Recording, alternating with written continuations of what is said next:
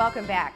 Well, I have a little horse here, which means that we have Kristen Olson, who is here from the Equestrian Center. Well, welcome, and thank you so much for hosting us a couple weeks ago out there. We had a blast. I'm so glad you And it was so fun to ride the horses and learn all that stuff. So obviously you're here to tell us more about the riding program in which we were covering. Right. So tell me a little bit about the riding program. Yes, well, first of all, I just want to emphasize that it's a riding program. It's not a rental program. I know a lot of people are used to a rental program where they just show up, get on a horse, and take off. And that's not what the Equestrian Center is all about. It's about education, and it's about opportunity to learn about the horses and to work with them. So it's really a riding program, and we have a specific progression. So the first thing out the gate is an assessment lesson, and the assessment lesson it's for people who have not been to the Equestrian Center before, whether you're an Olympic rider or if you've never been around horses before. We always do an assessment lesson. So it is a lesson. It's just, but then what we do is we kind of take a look at your comfortability and your control of the horse, and then after that we kind of figure out what your progression would be. The other thing that I want to point out is if you haven't been with us for 6 months or more, we use that also as a warm-up. So that way you can get back into the swing of things in a safe manner, because safety is #1 in our riding program. And I will have to emphasize that they really do a very good job of making sure you have the right helmet size, if you don't have boots, you can use boots that they have there. And they're really good about making sure you're really comfortable on whatever horse it was. And you picked out the right horse for each of us, which I thought was really nice. Yes, we're very careful about matching the rider's ability and their comfortability with the available horse. Now, sometimes we might not have the right horse that would fit the rider, so we might have to adjust a schedule, have them come back, because we only have 10 horses that we can use. One of the other horses that we have is our older horse, Blaze, and then we have another horse who's rehabbing. So we have 10 horses to choose from, and it's a constant balance to make sure that it fits the rider appropriately so that they're safe. Exactly. All right, good. Now, you have certain types of assessment lessons on certain days, so tell us when those are. Yes, the assessment lesson / warm-up lesson, we have the limit of 4 people, and it's in the small arena.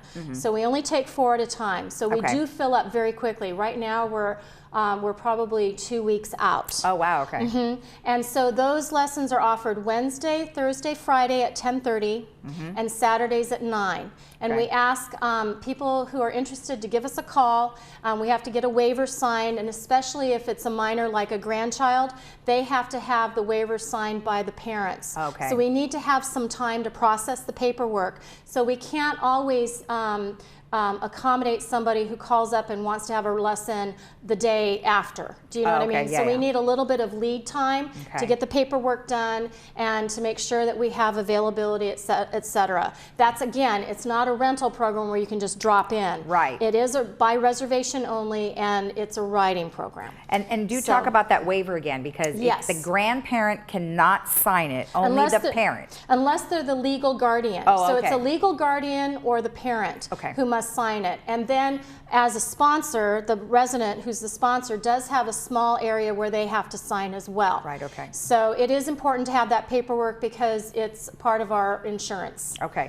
Tell me what you work on in the small arena before you go to the large arena. The small arena, again, once you have the assessment lesson, especially with the little ones, we want to make sure that they feel comfortable and have good control with the horse in that controlled environment.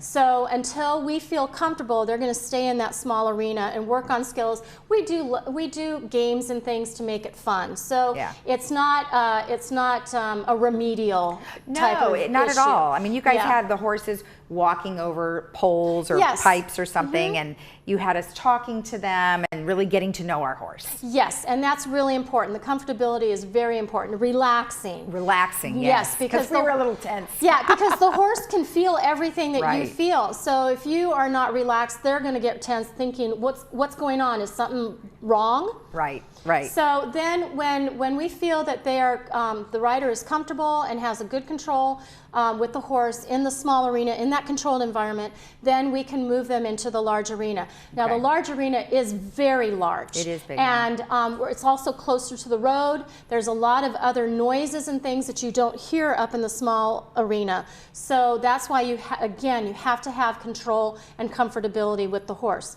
So we work on the same skills, we just build from those skills. So we might go down and warm up with the basic skills, and then we introduce higher level skills as we progress. Okay. So we use cavaletti poles, which are the poles on the ground. Okay.